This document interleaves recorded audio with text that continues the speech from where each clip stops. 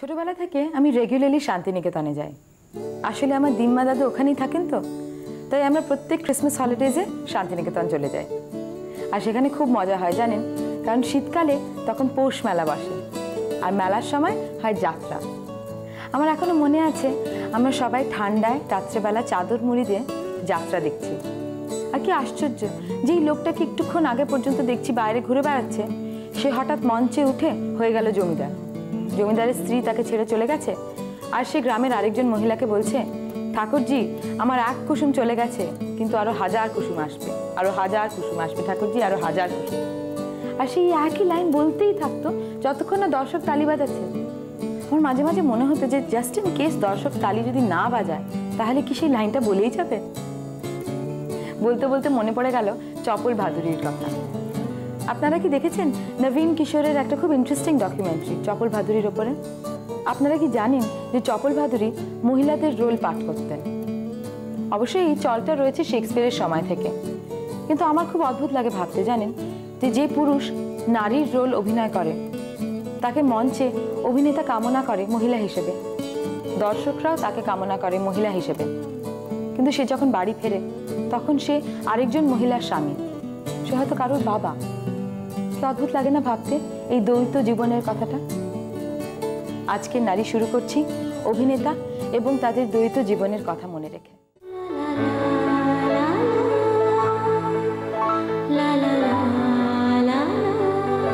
নমস্কার, আমি সায়ন্তনী। শুরু করছি নারীর ফ্যাশন। আমরা সকলেই জামা কাপড় নিয়ে অনেক সময় কথা বলে থাকি, কিন্তু এমন একটা দিক আছে যেটা আমরা ভীষণভাবে অবহেলা করি, সেটা হচ্ছে আমাদের পা। অথচ আমরা ভুলে যাই যে আমাদের পুরো শরীরটা কিন্তু পায়ের উপরেই দাঁড়িয়ে আছে। আসুন আজকে কথা বলি পায়ের ফ্যাশন নিয়ে। এবং আজকে আমার সঙ্গে এই ফ্যাশন সম্পর্কে, পায়ের ফ্যাশন সম্পর্কে কথা বলার জন্য আছে শ্রী বুটিকের গোপা সরকার। গোপাদি নমস্কার। নমস্কার। গোপাদি, আপনি এই কাজ কিভাবে শুরু করলেন? ঠিক শুরু কিভাবে করলাম বলতে গেলে একটু গল্প বলতে হয় আর কি। বলুন না, সবাই গল্প শুনতে ভীষণ ভালোবাসে। মানে আমার প্রফেশনালি আমি ছিলাম একজন লয়ার। তা প্রায় 5-6 বছর ক্যালকাটা হাইকোর্টে প্র্যাকটিস করার পর ফ্যামিলির নানান প্রবলেম, মানে বাচ্চারা বড় হচ্ছে, এইসব নানান সমস্যার জন্য প্রফেশনটা ছেড়ে দিই। কিন্তু ছেড়ে দিলেও ভেতরে ভেতরে একটা তাগিদ চলছিল কিছু করার, ফলে সেটা থেকে কিছুতে বেরিয়ে আসতে পারছিলাম না। এইভাবে কিছুদিন কাটার পর মেয়েরা যখন একটু স্টেবল হলো, তখন আমি আমারই এক দাদা, নাম গৌর মিত্র, তার কাছে, তিনি আজ প্রায় এই লাইনে 35-40 বছর আছেন, তার কাছে আমি এই বাটিক করা, লেদারের ওপর বাটিক করার ব্যাপারটা শিখি। এবং লেদারের ওপর বাটিক করা বলতে যে শুধু ব্যাগ তা না, ধরুন বিদেশে যেটা দেখেছি আমি, যে বড় বড় ওয়াল হ্যাঙ্গিং, তার উপরও বাটিক হচ্ছে লেদারের ওপর, সেটা ওদের ওখানে ফ্যাশন। এখন এইভাবে আমার কাজটা শুরু হয়, এবং আমার যে কাজটা আমি করি সেটা মেইনলি কিন্তু বিদেশের বাজারের জন্য। আমি খুব একটা লোকাল মার্কেটের জন্য কাজ কখনোই করি। হঠাৎ এরকম কেন? সবাই তো চায় লোকাল মার্কেট নাকি দেশের জন্য করা, হঠাৎ বিদেশের জন্য? ওই একটা সুযোগ পেয়ে গিয়েছিলাম যে এক্সপোর্টে কোনো একজন এক্সপোর্টারের কাজ করার জন্য মতো সুযোগ আমি পেয়ে গিয়েছিলাম, এবং সেই থেকে লোকাল মার্কেট না ধরে বিদেশের বাজারটার কাজটা আমি বেশি করেছি।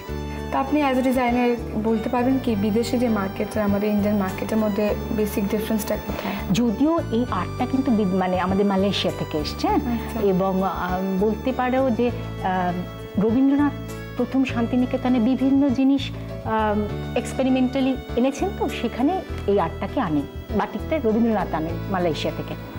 এবং যেটা আমি ভীষণভাবে লক্ষ্য করেছি যে আমাদের ভারতবর্ষের চাহিদাটা আছে, কিন্তু বিদেশের বাজারের একটা সাংঘাতিক চাহিদা।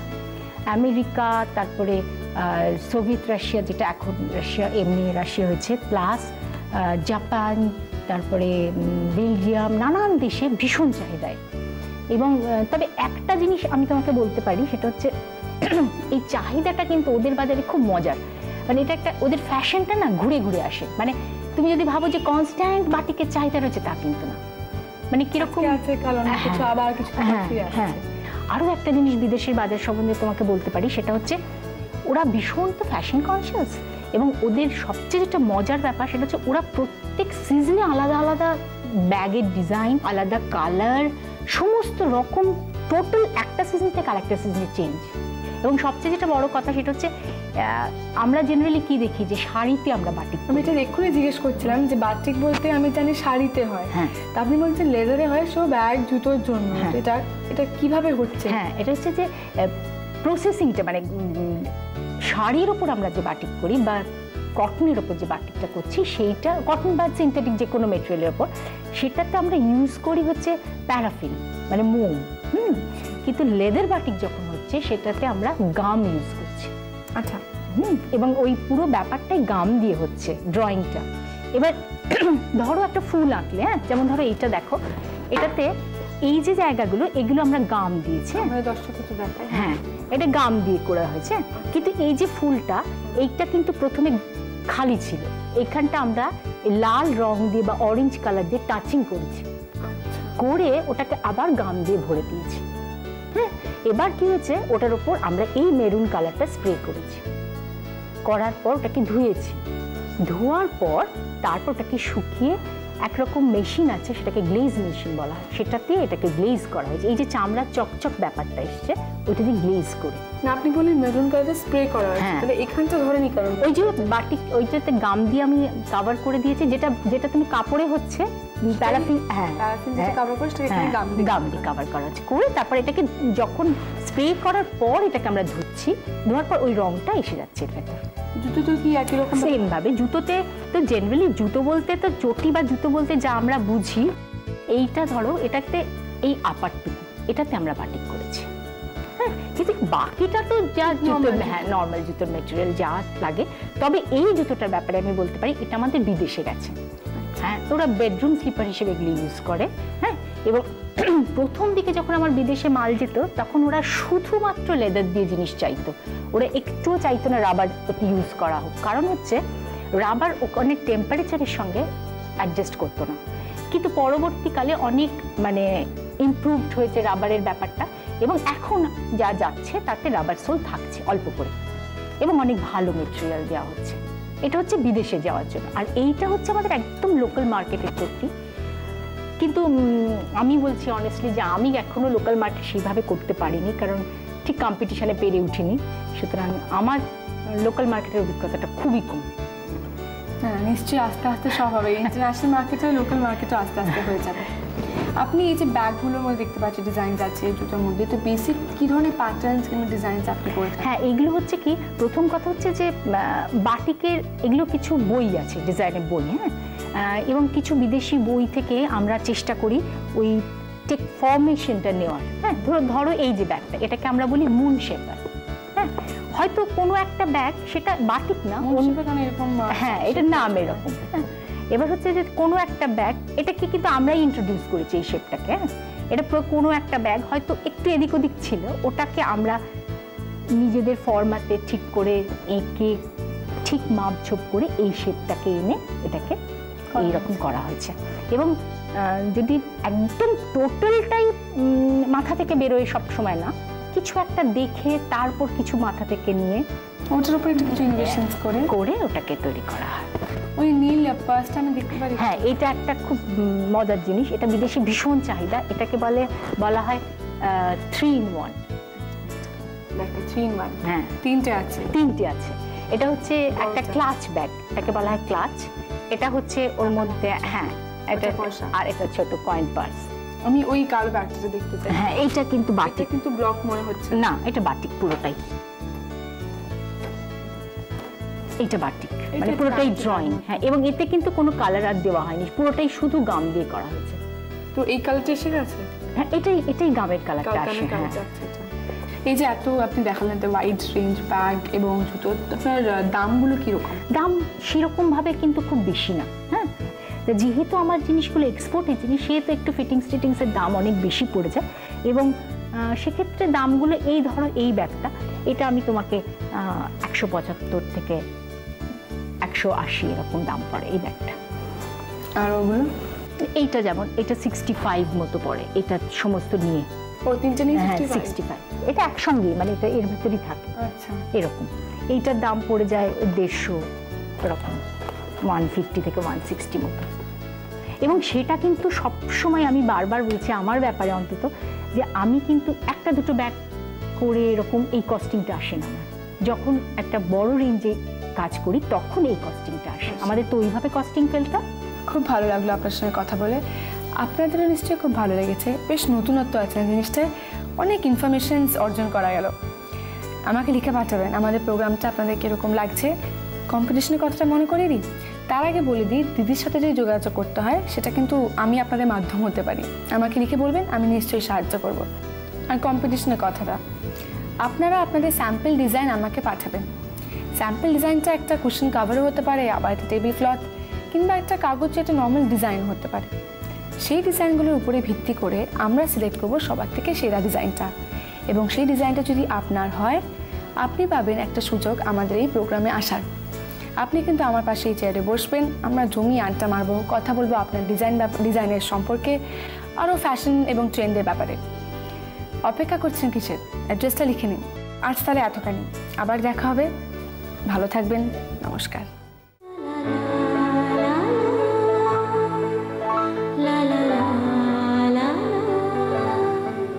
আমি কাঞ্চনা, আপনাদের সঙ্গে আড্ডা মারতে গল্প করতে চলে এলাম। কিন্তু আমাদের এই বিভাগটি শুরু করার আগে একটা প্রশ্নের উত্তর দিন তো, মুক্তোর গয়না যদি হয় আভিজাত্যের প্রতীক, তাহলে মুক্তোর শাড়ি কি? এই দেখুন না, যেটা আমি পরে আছি। আপনারা নিশ্চয়ই ভাবছেন কাঞ্চনার বুঝি মাথাটা খারাপ হয়ে গেল, মুক্তোর শাড়ি সে তো অনেক টাকার ব্যাপার। একদম না। মুক্তোর শাড়ি কোথায় পাবেন, কত দামে পাবেন, কি কি রঙে কি কি ডিজাইনে পাবেন জানতে হলে আমার সঙ্গে থাকুন, আর দেবারতীর সঙ্গে। দেবারতী, তোমার এই শাড়ি দেখে তো আমি মুগ্ধ হয়ে গেছি, আর দর্শকরা মুগ্ধ হয়ে যাবেন যদি তুমি তার আগে বলো এই ইউনিক আইডিয়াটা তোমার মাথায় এলো। এটা এসেছে আজ থেকে 6 মাস আগে, এবং এটা হঠাৎ করে আমার কাছে এসেছে। আর এটা মানে আইডিয়া এলেই যে সঙ্গে সঙ্গে করা যায় তা তো না, এটা অনেক অসুবিধা থাকে, অনেক অসুবিধা। আর তার থেকে আমাকে আরেকটা জিনিস ভাবতে হচ্ছে, যেটা মুক্ত ইটসেলফ লোকে মানে ভাবে বাবা মুক্ত কিনবো, এবার তার মধ্যে আবার শাড়ি। শাড়ি একটা বুঝতে পারছো তো, ক্রেপডিশনের উপরে কাজ করেছি আমি, এখন যে কাজটা শুরু করেছি ক্রেপডিশনের উপর, তার উপরে আবার তোমার হাতের কাজ, তার উপরে মুক্ত। মানে এটা আমাকেও দেখতে হবে যে লোকে যাতে কেনে। তো যাই হোক, ওই থেকেই আমার মানে ভাবনা চিন্তা করেছিলাম। এবার সেটা হঠাৎ করে মানে দেখলাম যে 2-3টে শাড়ি বানিয়ে দেখলাম যে লোকের চাহিদা আছে, মানে ভীষণ চাহিদা আছে, খুবই চাহিদা। মানে এখন দেখছি আর লোকে যাতে এখন মানে নতুনত্ব খুঁজছে। হ্যাঁ, এটা তো একদমই নতুন। দেখো, আমরা জরি শাড়ি পরি, এমব্রয়ডারি করা শাড়ি পরি, স্টোন বসানো শাড়ি পরি, সব ধরনের শাড়ি তো আমরা পরে থাকি। একটা কথা বলে দিতে চাই যে পুঁতির শাড়ি হয়েছে, কিন্তু এখন অবধি কিন্তু মুক্ত শাড়ি কিন্তু শাড়ি হয়নি। কিন্তু সেখানে মনে একটা ভয় দর্শকদের ভীষণ কাজ করে, সেটা হচ্ছে দামের ক্ষেত্রে। আমার প্রাইস রেঞ্জ শুরু হচ্ছে 4000 টাকা থেকে শুরু, কিন্তু 4000 টাকাতে নিশ্চয়ই লোকে যদি মনে করে খুব ভারী কাজ হবে সেরকম না, খুব সিম্পল কাজ আমি একটা দেখিয়ে দিই। যেমন ধরো এই শাড়িটা সেলফ কালারের ওপর করা হয়েছে, হাতের কাজ, হাতের আরি কাজের উপর করা হয়েছে, কিন্তু খুব সুন্দর। হ্যাঁ, এটা যেমন সেলফ কালার দেখছো, মানে মুক্তোর কোয়ালিটি আছে। আমি একটা কথা বলি দেবারতী, শাড়িটা কিন্তু খুব কাজ বা খুব মুক্ত ইউজ করা হয়নি, কিন্তু তা সত্ত্বেও শাড়িটার মধ্যে কিন্তু একটা আলাদা আভিজাত্য আছে। হ্যাঁ, আরেকটা যেটা বলতে চাইছি যে দাম কিন্তু আমার সব শাড়িতে যেরকমভাবে দাম রাখা হচ্ছে সব কোয়ালিটি অফ পার্লস হিসেবে, তো বুঝছো? আচ্ছা দেবারতী, এই যে শাড়িগুলো আমি দেখছি, এগুলোর মধ্যে যে মুক্তগুলো ব্যবহার করছে সবকটা কি ন্যাচারাল পার্লস? এটা কিন্তু একটা খুব বড় কোয়েশ্চেন তুমি যেটা করলে, যে সবাই লোকে ভাবে হয়তো এটা মানে কালচার না, এটা কিন্তু আমি ন্যাচারাল পার্লস ইউজ করছি। এবং এটার আরেকটা যেটা আমি বলতে চাইছি, যেমন এটাতে যেমন আমি বলছি 60 গ্রাম মুক্ত ইউজ করা হয়েছে। আচ্ছা, কিন্তু 60 গ্রাম মুক্ত যদি লোকে বলে যে না আমি 5-6 টাকা, হ্যাঁ, তাহলে আমি এটার উপর একটু ভারী কাজ, আমার সেরকম ক্যাটলগ আছে, ডিজাইন আছে, তারা দেখে সেরকম ভাবে করে নিতে পারে। আচ্ছা, মোটামুটি কত গ্রাম থেকে মোটামুটি কত গ্রাম পর্যন্ত মুক্ত তুমি শাড়িতে ব্যবহার করো? মোটামুটি 40 গ্রাম থেকে আমাদের শুরু হতে পারে। মানে একটা শাড়িতে মনে হবে পরলে যে হ্যাঁ মুক্ত বসানো হয়েছে, ওটা 40 গ্রাম মিনিমাম লাগে। মিনিমাম থেকে তুমি ম্যাক্সিমাম কত? ম্যাক্সিমাম আমার 12,000, 13,000, 18,000। এই হালকা ডিজাইনের একটু দেখালো, তারপর একটু অন্য ডিজাইনের শাড়ি দেখা যাক। এটা হাতের কাছে আছে, এটা দেখো, এটা খালি পাল্লাতে কাজ, দেখতে পাচ্ছ? আচ্ছা, আরেকটা কথা বলি, আমার কিন্তু সব ব্লাউজ পিস সহ, এগুলো 60 থেকে 70 গ্রাম ক্রেপ শাড়ির ওপরে করেছি। আচ্ছা, এই ব্লাউজ পিসেও কি একটু মুক্ত কাজ? হ্যাঁ, পুরো এরকম দেখিয়ে দিচ্ছি একটা, এই দেখো এটা ব্লাউজ পিস। বাহ, হাতের কাজটা এবং পিঠের কাজটা হালকা মুক্তোর কাজ। এটা হচ্ছে যে আমরা বাই কালার কম্বিনেশন করে করেছি এবং যেটা দেখো এটাতে একটু ভারী কাজ আছে, কাজ খুব সূক্ষ্ম কাজ এবং এটার দাম হচ্ছে 6400 টাকা। প্রত্যেকটা বস্তুর একটা আয়ু থাকে নির্দিষ্ট, সকলেই জানেন। তো সেই আয়ুটা, শাড়িটা যদি নষ্ট হয়ে যায়, মানে শাড়িটা যদি খারাপ হয়ে যায়, তবে কি এই মুক্তগুলো দিয়ে গয়না বানানো যায়? এটাই হচ্ছে, জানি না, এটা মানে আমার আইডিয়া, আমি এভাবেই তো এটাতে নেবেছিলাম যে মানে জিনিসটা ইউজ করবে, এত দাম দিয়ে লোকে কিনবে, তারপরে কি এটা ফেলে দেবে, তা তো না। শাড়িটা, এই ক্রেপ ডিজাইন শাড়ি মোটামুটি 12-15 বছর চলে যায়, কিন্তু পরতে পরতে একঘেয়ে হয়ে গেলে দেখো এই মুক্তো খুলে 60-70 গ্রাম মুক্তো, এইগুলো এটাতে তো আরও বেশি আছে, এটাতে 70-75 গ্রাম আছে, মানে আরামসে এবার 3-4 লাইনের মুক্তোর হার, কানের দুল, মালা পরেও তোমার এক্সেস থাকবে মুক্তো। তাই নাকি? বাহ, তো দারুণ। এই জন্য আমি বলেছি ইউনিক আইডিয়া। তো তুমি যে কোনো সৃষ্টির একটা করে নাম দেয়, হ্যাঁ, সৃষ্টিকর্তা, তো তুমি কি নাম দিয়েছো? দেবনের ফ্যাশন। মুক্তো তো অনেক ধরনের কালার থাকে, এই যেমন ধরো অফ হোয়াইট, পিঙ্ক, তারপরে ব্ল্যাক মুক্তো তো পাওয়া যাচ্ছে, পার্পল মুক্তো পাওয়া যাচ্ছে। তো পরবর্তীকালে আমি যখন তোমার এখানে আসবো, সেই নতুন মুক্তো দিয়ে শাড়ি কি দেখতে পাবো? অ্যাকচুয়ালি দেখো, আমি বলছি সাদা তো দিয়ে করলাম কয়েকটা শাড়ি, এবার আমি কালার পাল দিয়েও করার চেষ্টা করছি, কারণ সবে তো শুরু।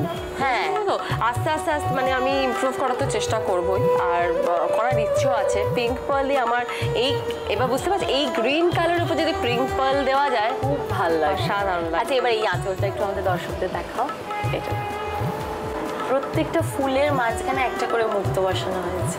আচ্ছা, এবার বলি, এই যে আমি যে শাড়িটা পরে আছি, এটা ভীষণ একটা পার্টিকুলার লুক আছে, তো এই শাড়িটাতে কত গ্রাম মুক্তো ব্যবহার করা হয়েছে? এটাতে যেরকম এটা 80 থেকে 90 গ্রাম মুক্তো আছে, এটা তোমার দাম আসতে পারে 8-8.5 টাকা। তুমি জানি না পরে কি ফিল করছো? ভীষণ ভীষণ একটা হালকা, মানে কোনো মনেই হচ্ছে না যে কোনো ভারী শাড়ি আমি পরে আছি। না, ক্রেপের উপর করার আমার ওইটাই কারণ, যাতে একটু হালকা হয়, সব জায়গায় পার্টিতে পরে যেতে পারে, সেই জন্যই করা। অনেক ধন্যবাদ দেবারতী। আর পরের বার আসলে আমি কিন্তু আরো অনেক নতুন শাড়ি দেখবো, তাই তো? একদম। আর দর্শকরা, আপনারা এখানে আসলে শাড়ি কিনবেন, শাড়ি দেখবেন, নিজেরাও যদি কোনো ডিজাইন দিতে চান, তাহলে দেবারতীর সঙ্গে সঙ্গে সেই ডিজাইন দিয়ে শাড়ি বানিয়ে দেবেন। আর দেবারতীর সঙ্গে যোগাযোগের ঠিকানাটা, আমাকে চিঠি লিখবেন, নারীকে চিঠি লিখবেন, আমি তো আছি। আজকের মতন চললাম, ভালো থাকবেন, সবাইকে ভালো রাখবেন, নমস্কার।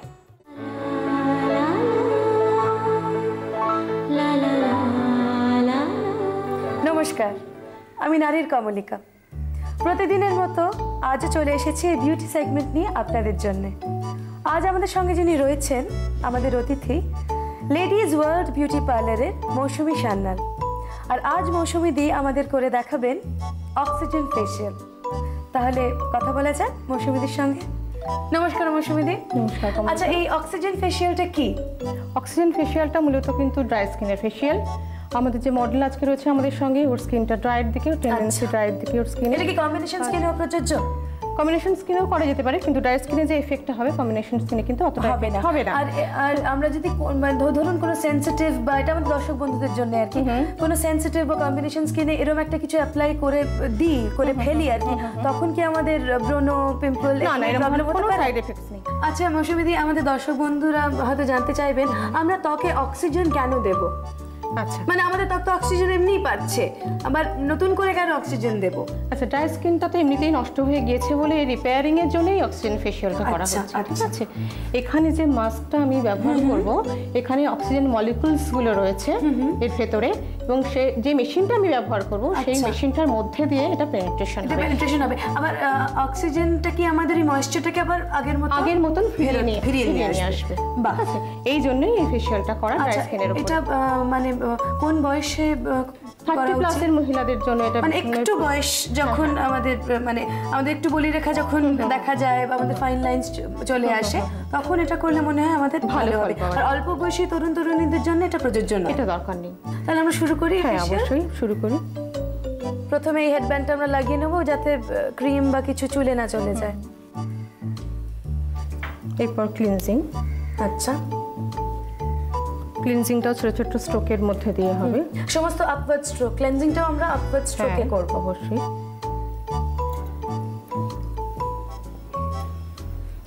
আমার অসুবিধা নেই, আমার মনে হয় এই আপওয়ার্ড স্ট্রোকটা আমাদের স্কিনটাকে স্যাগ করতে দেয় না। চট করে, তাই তো? আচ্ছা, এই যে ক্লেনজার ইউজ করছেন এটা কি কোনো বিদেশি প্রোডাক্ট নাকি আপনার? না না, এটা এখানকারই কোনো একটা নামি দামি কোম্পানির প্রোডাক্ট। আচ্ছা আচ্ছা। পুরো ফেশিয়ালটাই সেই প্রোডাক্টেই তৈরি হবে। এবার আমাদের ক্লেনজিং এর প্রসেসটা শেষ হয়ে গেছে, এবার দিদি আমাদের ফেশিয়ালটা শুরু করছে।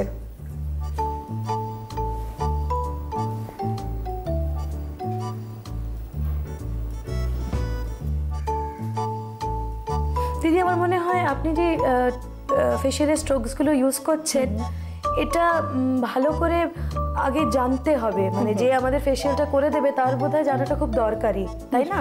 নিশ্চয়ই। কারণ স্ট্রোকের উপর আমি শুনেছি অনেক কিছু নির্ভর করে, আমাদের যে বয়সের সঙ্গে সঙ্গে স্কিনটা স্যাগ করতে থাকে, একটা ওই টেন্ডেন্সি তো থাকে, বা ইলাস্টিসিটিটাকে রাখার জন্যেও আমার মনে হয় আপওয়ার্ড স্ট্রোকসগুলো খুব ইউজ করা দরকার। এই ক্রিমটা যেটা ইউজ করছেন এটাও অ্যাবসলিউটলি ড্রাই স্কিনের জন্য। এই যে আপনি সার্কুলার মোশনে ওর গালে এইটা করছেন, এই ধরনের একটা স্ট্রোক দিচ্ছেন, এটা কেন? মানে এটা ব্লাড সার্কুলেশনটাকে বাড়ানোর জন্য। আচ্ছা, তো অনেক কিছুই নির্ভর করে আমাদের ব্লাড সার্কুলেশনটাকে আবার যাতে ভালো করে সেটা চালু হয়, সেটা আপনাদের মাথায় রাখতে হয়। তারপরে আপনি যেটা বললেন ময়েশ্চার, হাইড্রেশনটাকেও মাথায় রাখতে হয় যাতে সেটা ফিরে আসে। আর চোখের পাশে এই আইব্রো বেল্টটাতে এটা যে টেনশন ফ্রির জন্য, টেনশন ফ্রি একটা রিল্যাক্সেশন আমাদের মাইন্ডের তো ভীষণ প্রয়োজন। আর মনে হয় ফেশিয়ালটা যদি আমরা সারাদিন কাজের পরে বাড়ি এসে রাতে পাই। দেখো, এমনিতে 30+ পর থেকে মাসে 2বার ফেশিয়ালটা দরকার। 2বার করলে আর তার বেশি আর করা দরকার হয় না, ঠিক আছে? 40+ কিন্তু সেটা গিয়ে ওয়ান্স ইন আ উইক হয়ে যায়।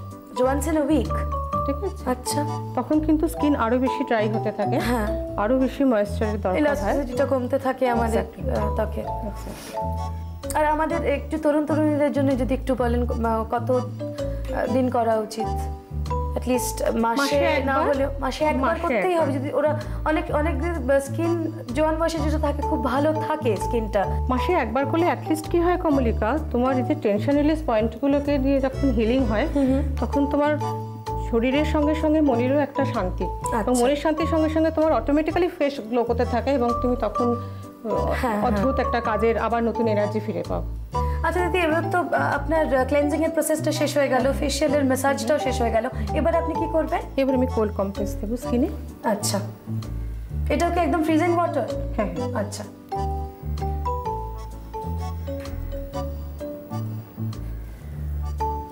আর আমরা নর্মাল কটন দিয়ে ওই ফেস ম্যাসাজের ক্রিমটাকেও তুলে নিতে পারি, সেটার জন্য কোনো ফ্রিজিং ওয়াটার বা কোনো ফ্রিজিং প্যাড দিতে হবে না? ফ্রিজিং প্যাড দিতে পারলে ভালো, কিন্তু যদি অনেক সময় হয়তো যে হাতের কাছে পাওয়া যাচ্ছে না, তখন তুমি নর্মাল অয়েল দিয়েও সেটা করতে পারো। আচ্ছা, এটা কি লাগান? এটা অক্সিজেন মাস্ক দিচ্ছি এখানে, দেখো। আচ্ছা, এটাই মাস্ক? হ্যাঁ। আচ্ছা, এই প্যাকটা কি আপনার নিজের বানানো না কোনো কোম্পানি? আচ্ছা,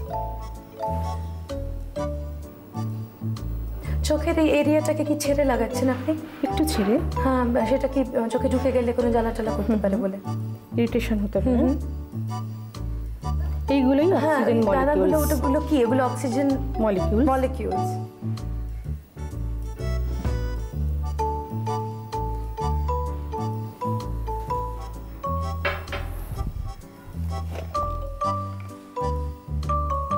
এটা কি লাগাচ্ছেন দিদি? এটা আমি গলাতে অন্য একটা প্যাক দিচ্ছি। আচ্ছা, গলাতে আলাদা আর মুখে আলাদা কেন?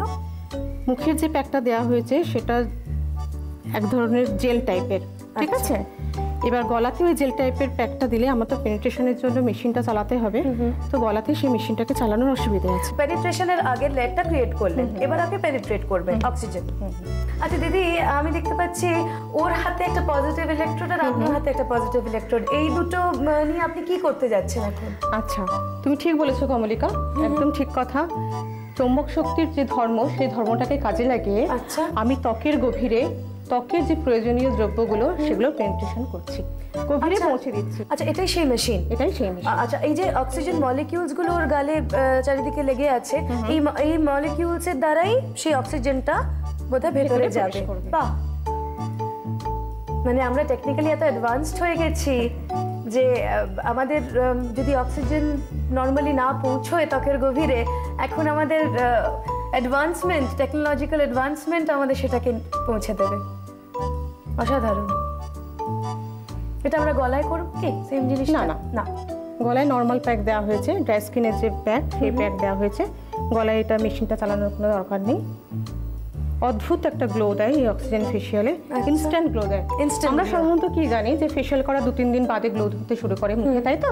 কিন্তু এই অক্সিজেন ফেশিয়াল ইনস্ট্যান্ট গ্লো দেয় আমাদের স্কিনে। আচ্ছা, সুতরাং এটাকে তুমি একটা পার্টিফিশিয়াল হিসেবে গণ্য করতে পারো। জাস্ট সেদিনকে আমরা মানে যেদিন আমাদের পার্টি আছে সেদিন আমরা যদি বিকেলবেলাটা করে নিই, তাহলে সন্ধ্যাবেলা সারা সন্ধ্যা অনুষ্ঠান ধরেই আমাদের একটা মুখে গ্লো, একটা চকচকে ভাব যেটা আমরা বলি সেটা থাকবে।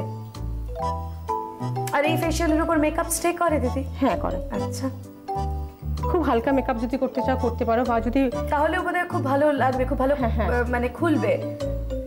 আচ্ছা, মুখের এটা আমি হয়ে দেখলাম আপনি গিয়েছে। চোখের এরিয়াটাকে একটু অ্যাভয়েড করলে। হ্যাঁ, চোখের পাশে যেহেতু আমি প্যাকটা লাগাইনি, হ্যাঁ, আর বোধহয় খুব সেনসিটিভ হয় আমাদের খুব চোখের পাশে sensitive, স্কিনটা। যার জন্য আমি মেশিনটা কিন্তু ওখানে দিই। আচ্ছা, ঠিক আছে, এবার আমি মুছে ফেলবো প্যাকটাকে।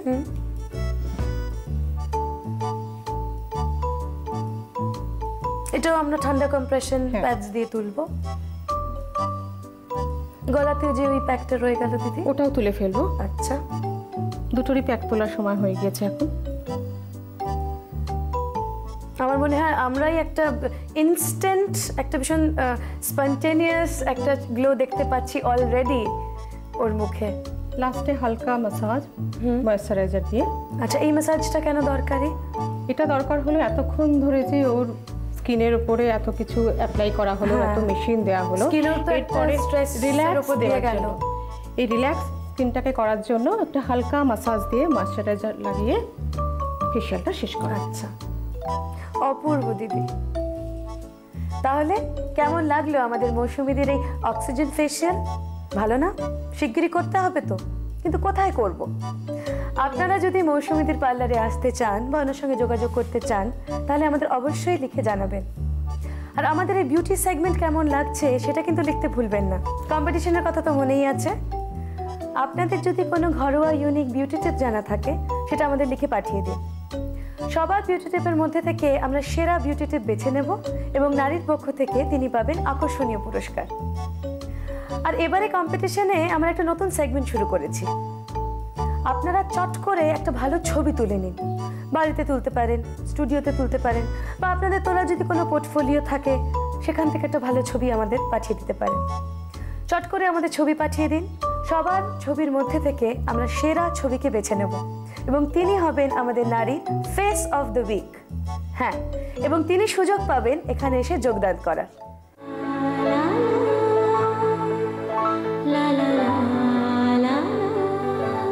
নমস্কার, নারীর কমলিকা।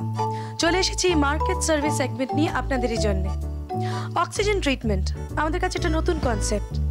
দেখা যাক এদের অক্সিজেন ট্রিটমেন্টটা কিভাবে হয়। আসুন। নমস্কার। নমস্কার দিদি, আমাদের দর্শক বন্ধুদের একটু বলুন অক্সিজেন ট্রিটমেন্টটা কিভাবে আপনারা করেন, মেথডটা। আমাদের হচ্ছে প্রথমে স্কিনটাকে টেস্ট করে নিই, টেস্ট করার পরে ক্লিনজার করছি। ক্লিনজার মানে নানান রকম যে স্কিনে যেটা যার স্যুট করবে সেরকম ক্লিনজার করে নিয়ে আমরা তারপরে একটা প্যাক দিচ্ছি। প্যাক দিয়ে ওটাকে স্ক্রাব করে ওটাকে রিমুভ করে নিই। এই যে দুটো ইনস্ট্রুমেন্ট দেখছি, এই দুটো কি মানে কেন ইউজড হয় স্পেশালি? এটা হচ্ছে স্কিন টেস্টার। এটা প্রথমেই আমরা ক্লায়েন্টদের স্কিন টেস্ট করে নিই, তারপরে আমরা ফেশিয়ালটা স্টার্ট করি।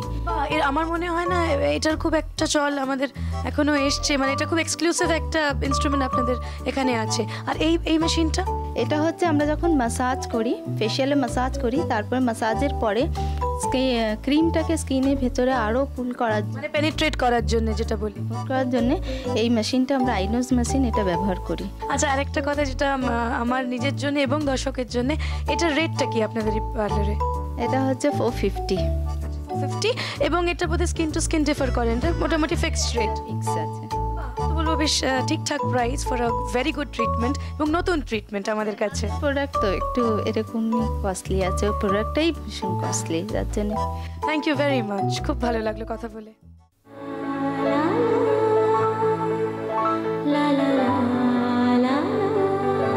সবাই ভালো আছেন তো? নিশ্চয়ই আছেন। আমি পিঙ্কি আর আমার বন্ধু মনামি দুজনেই চলে এসেছি আবার নারীর রান্নাঘরে। আর আমাদের সাথে আছে দেবযানী রায়, অর্থাৎ দেবযানীদি। আর দেবযানীদির কাছ থেকে আজকে আমরা কিছু নন অয়েলি নন স্পাইসি কিছু টিপস নেব তো। একদম। দেবযানীদি কি টিপস দিচ্ছেন আমাদের, কি রান্না শেখাচ্ছেন? আজকে আমি করব চিকেন সুইমাই আর চিকেন মোমো একই ধরনের। চিকেন সুইমাই সুইমাই এন্ড চিকেন মোমো একইভাবে, মানে প্রসেসটা একইভাবে হবে, জাস্ট দুখানা শেপ আলাদা। সুইমাই ইজ ওপেন মোমো আর মোমোটা ক্লোজ। মানে এটা হলো একই পরিবারের দুজন সদস্য। হ্যাঁ এক্স্যাক্টলি।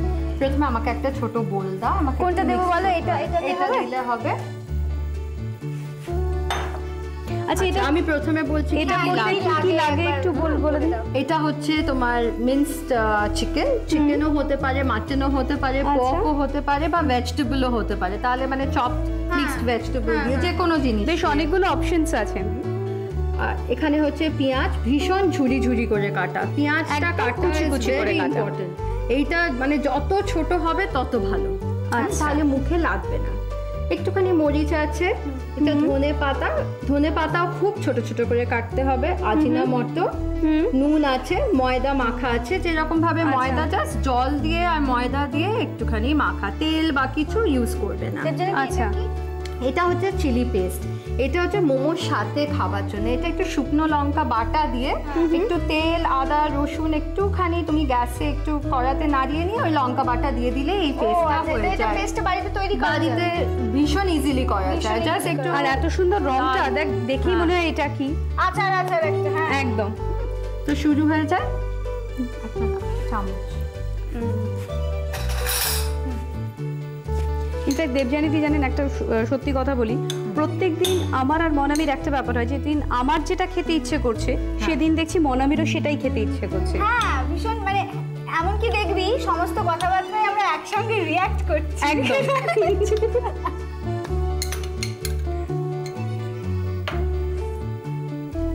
এরপর হচ্ছে পেঁয়াজটা দিচ্ছি। পেঁয়াজটা হচ্ছে যদি চিকেনের পরিমাণ 100 গ্রাম থাকে, আচ্ছা, তাহলে এটাতে 100 গ্রাম। 100 গ্রামে যদি 100 গ্রাম থাকে তাহলে এই মোটামুটি 100 গ্রামের থেকে একটু কম পেঁয়াজটা হবে। কিন্তু পেঁয়াজটা আবার যদি মিহি করে না কাটা হয় তাহলে কিন্তু মনে হবে যে পেঁয়াজের মোমোই খাচ্ছি। এটা আজিনামোটো জাস্ট খুবই কম টেস্টের জন্য। আচ্ছা আচ্ছা, আজিনামোটোটা কি খাওয়াটা খুব হেলথের পক্ষে ভালো?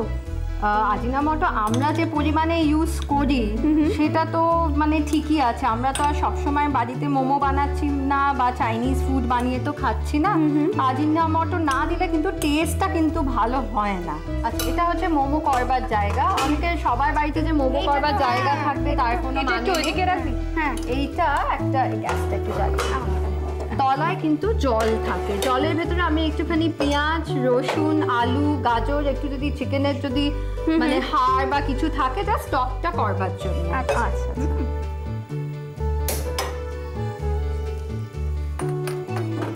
এটা একটুখানি তেলে একটু গ্রিস করে নিতে হবে। মানে তেলটা একটু অল্পভাবে মাখিয়ে নেবে। অল্পভাবে। এখানে কিন্তু কোনো এই রান্নাতে কিন্তু তেল লাগে না, কিন্তু অনেক সময় লেগে না যায়। আর যদি মনে করেন যে একটুখানি তেল দেবেন টেস্টের জন্য, সবাই তো আর হেলথি ফুড খেতে ভালোবাসে না, তাদের জন্য তারা একটুখানি তেল ওখানে হ্যাঁ, আমি এগুলো বেলে একটু রেখে দিয়েছি। কিছুই না, জাস্ট লুচি যেরকম বেলে ছোট ছোট লুচির মতো বেলা আছে, এর ভেতরে একটুখানি করে পুর ঢুকিয়ে দেবে। পুরটা ডিপেন্ড করছে তোমার যত বড় হচ্ছে তত বড়, বাট ইউজুয়ালি মোমো সাইজ খুব বড় কিন্তু হয় না। তাতে বোধহয় সেদ্ধ হতে একটু টাইম লাগে। হ্যাঁ, এটা তো পুরোটাই তো স্টিম হবে, তাহলে আর জিনিসটাও ভালো হয় না খেতে। আচ্ছা, এইগুলো কিন্তু একটু পাতলা পাতলা করতে হবে এই কারণে, তা নাহলে বেশি মোটা হয়ে গেলে কিন্তু ওটাও খেতে ভালো হয় না। আচ্ছা, যে কোনো শেপই হতে পারে, এমন না যে মোমোর একরকমই শেপ হবে। কেউ গোল বানায়, কেউ এরকম বানায়। আমি দুটো মোমো করছি আর দুটো সুইমাই করে দেখিয়ে দিচ্ছি। আচ্ছা, আমাকে একটা জিনিস বলুন না, যে এই যে মোমোটা, এটা আমরা ভীষণভাবে চাহিদা রয়েছে এখন কলকাতায়, কিন্তু এটা এসছে কোত্থেকে? এটা টিবেটান ডিশ, তিবেতের থেকে। হ্যাঁ, সেই জন্যই মানে দার্জিলিংয়ে গিয়ে দেখবেন ওরাও খুব খায়, নেপালিরা খুব খায়। আচ্ছা, দুটো তো মোমো হয়ে গেল, এটা কি আপনি এটা সুইমাইটা জাস্ট হাতের ভেতরে একটু এরকম করে নিয়ে, এটা যেহেতু ওপেন হয় সেজন্য এটা ওপর থেকে দেখা যাবে। ও আচ্ছা আচ্ছা। এবারে এইটা মুড়ে মুড়ে একটা ছোট্ট মানে বাটির শেপে হয়ে যাবে। মানে এটা ধরার এটা পলিসিটা ওই রকম আর কি, এখানে রেখে তারপর এটার মধ্যে দিয়ে দিতে হবে। ওপেন মোমো যেটা বলেছিলেন বলা যায়। বাহ, ভালো নাম পেয়েছিস তো, ওপেন মোমো। এটা জাস্ট কিছুই না, হাতের ভেতরে একটুখানি এরকম করে একটা বাটির মতো শেপ করে নিয়ে একটুখানি দিয়ে দে, দিয়ে আর বন্ধ করার কোনো সিস্টেম নেই, এটা জাস্ট খুলে রেখে দেবে। শুধু ডিফারেন্সটা হচ্ছে সুইমাইতে চিকেনটা বা মাংসটা মানে যে কোনো যাই দাও না কেন একটু বেশি পরিমাণে লাগে। আচ্ছা আচ্ছা আচ্ছা, এইবারে এখানে তো জলটা ফুটে গেছে অনেকটা। আচ্ছা, যেটার মধ্যে এটা করছেন এটা কি আপনার স্টিমার বলে বা এটা না মোমো করবার জন্যই এটা আছে। আচ্ছা, এটা মোমো করার জন্য স্পেশাল, কিন্তু এটা বোধহয় সবার বাড়িতে নেই। আচ্ছা, এটা আমি আগে বলে দিই, এটা আমি অলরেডি গ্রিস করা আছে। তো আমি মোমোগুলো এটাতে রেখে দিচ্ছি। এই যে ভাপটা উঠছে, ভাপটা উঠছে, এটাতেই রান্নাটা হবে। আচ্ছা, মানে এটা এবার বসিয়ে দেওয়া হবে। বসিয়ে ঢাকা দিতে হবে। হ্যাঁ, এটা ঢাকা। দেখ মনালি, আমরা বাড়িতে অনেক সময় সেদ্ধ পিঠে করি না, মোমো ব্যাপারটা কিন্তু মানে পিঠেটা একটু মিষ্টি মিষ্টি হয়, এটা হচ্ছে একটু নোনতা নোনতা আর কি। হ্যাঁ, এটা পুরোটাই নোনতা। ব্যাপারটা জিজ্ঞেস করছিলাম পাত্রের ব্যাপারটা, সেটা তাহলে কি মানে কিভাবে করবেন এই পাত্রটা না হ্যাঁ, থাকলে? সবার বাড়িতে থাকে না, বাট সিস্টেমটা হচ্ছে মোরালেস যে আমাদের স্টিম করতে হবে। আচ্ছা, এবারে অনেক সময় কি হয়, হয়তো আপনার কাছে হয়তো ইডলি করবার জায়গা আছে অনেকের কাছে, হ্যাঁ, তো সেটাই হয়তো ডেচকিতে একটু জল রেখে বা প্রেসার কুকারে একটুখানি জল দিয়ে ইডলির ওইটা বসিয়ে দিয়ে ওই ইডলির যে এক একটা হোল্ডার আছে ওইটাতেও এক একটা মোমো বসিয়ে করতে পারে। আচ্ছা, যে কোনো ধরুন পাত্র যেগুলোতে ধরুন এইটা যেরকম এইটাতে বন্ধ আছে এরকম ধরনের জিনিস হবে না, ফুটো থাকতে হবে। সেই জন্য মানে বলছি আচ্ছা ইডলি করা জিনিসগুলোতে ছোট ছোট ঝাঁঝরি টাইপের কিছু হলে মানে ব্যাপারটা কি মানে গরম জল একটা একটা ওয়েতে বসিয়ে দেওয়া হলো, তার উপর ওইটা মোমোগুলো রেখে যদি ওটা বসিয়ে দেওয়া হয় বা কিছু দিয়ে ঢাকা দেওয়ার ব্যবস্থা করা হয়, তাহলে যদি কোনো ঝাঁঝরিও থাকে একটা ডেচকির উপর জল দিয়ে তাহলেও হয়ে যাবে। মানে আমাদের বাড়িতে দুটো পাত্রকে একসাথে করে ওই মোমোর বাসন তৈরি করে ফেলতে হবে। এটা কি হয়ে গেছে গো? হ্যাঁ, এবারে হয়ে গেছে। তুমি এটা একটু সরিয়ে রাখো। মানে এবার আমরা কিছুক্ষণের মধ্যে অফ করে দিলাম। আমরা এবার কিছুক্ষণের মধ্যে বেশ গরম গরম মোমো, দারুণ দেখতে লাগবে। এটা একটুখানি ঠান্ডা হতে হবে, তা নাহলে একটু ঠান্ডা না হলে গরমটা তুললে এখানে এঁটে যাবে। ও আচ্ছা, চামচ একটুখানি চামচ দিয়ে একটু দেখে নেবে উঠছে কি না। অনেক সময় কি হয় যদি না ওঠে তাহলে আরেকটু রেখে ঠান্ডা করে তারপর তোলা উচিত। আমি বরং প্লেটটা একটু সামনে রাখি। ছিঁড়ে গেলে মোমো না তাহলে একদমই ভালো হয় না।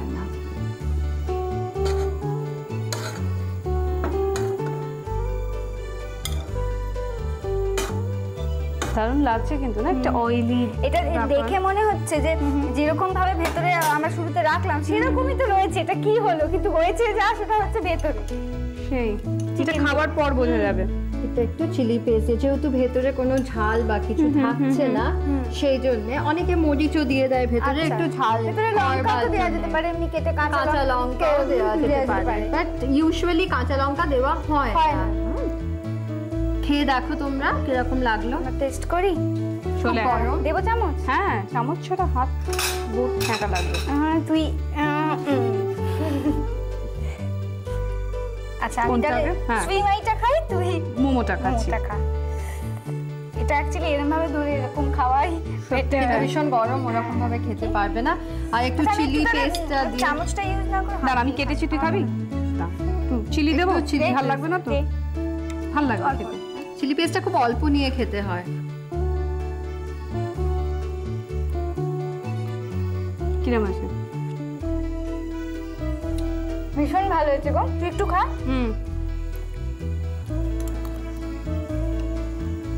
আমার তো মোমো জিনিসটা ভীষণ ভালো লাগে, আর এটাও হয়েছে দারুণ। দারুণ হয়েছে না? দেবযানীদির কাছ থেকে আমরা কিন্তু একটা খুব ভালো রান্না শিখলাম আর খুব সোজা। মোমোটা তো আমরা খেয়েই থাকি, খুব খেয়ে থাকি, কিন্তু কিভাবে করতে হয় তো জানতামই না। আর আরেকটা নতুন যেটা এইটা যেটা শেপটা আলাদা, চিকেন সুইমাই, এটা তো জানতামই না, এটা আজকেই শিখলাম। চিকেন সুইমাই ও চিকেন মোমো করতে আমাদের লাগছে ছোট ছোট টুকরো করে কাটা চিকেন, ময়দা 200 গ্রাম, ধনেপাতা কুচি আধ আঁটি, আজিনোমোটো 1 চিমটে, পেঁয়াজ 100 গ্রাম, পেঁয়াজ কুচি, ধনেপাতা কুচি, নুন ও আজিনোমোটো চিকেন কিমার সঙ্গে মিশিয়ে 3 থেকে 4 মিনিট রেখে দিন। লেচির মধ্যে চিকেনের পুর ভরে লেচির মুখ বন্ধ করে দিন। এবার এগুলিকে মোমোর বিশেষ পাত্রে 10 মিনিট ভাপে রেখে দিন। হয়ে গেলে গরম গরম পরিবেশন করুন। আমার মনে হয় খুব ভালো লেগেছে আপনাদের। বাড়িতে তৈরি করে ফেলুন, খেয়ে ফেলুন, আমাদের চিঠি লিখে জানিয়ে দিন কেমন লাগলো। আর হ্যাঁ, আপনাদের কাছে এরকম সুন্দর সুন্দর ছোট ছোট রেসিপি থাকলে আমাদের জানান। সেরা রেসিপি যিনি পাঠাবেন তিনি কিন্তু পুরস্কার পাবেন, আর সুযোগ পাবেন মনামির সাথে আর পিঙ্কির সাথে নারীর রান্নাঘরে রান্না করা। তো পিঙ্কি, আজকের মতন আমাদের আসতে হবে। হ্যাঁ, তার আগে একটা কথা বলে দিই, আমরা আশা করছি দেবযানী দিদি তোমাকে আবার আমরা পাবো, আরো অনেক রান্না শিখবো তোমার কাছ থেকে। আজকে আমরা আসি, আবার পরদিন দেখা হবে। ভালো থাকবেন, নমস্কার। আজকের অনুষ্ঠান শুরু করেছিলাম যাত্রা, অভিনেতা এবং তাদের দ্বৈত জীবনের কথা বলেছিলাম চপল ভাদুরীর এবং সেই সব অভিনেতারা যারা নারীর ভূমিকায় অভিনয় করে। আমি খুব একটা যাত্রা দেখিনি, কিন্তু আমাদের দর্শকের মধ্যে নিশ্চয়ই অনেকে আছে যারা দেখেছেন। হয়তো আপনাদের অনেক মজার মজার গল্প জানা আছে, সেগুলো আমাদের সঙ্গে শেয়ার করবেন প্লিজ। লিখে পাঠান আমাকে এই ঠিকানায়। আজকের অনুষ্ঠান এখানেই শেষ করছি। ভালো থাকবেন, নমস্কার।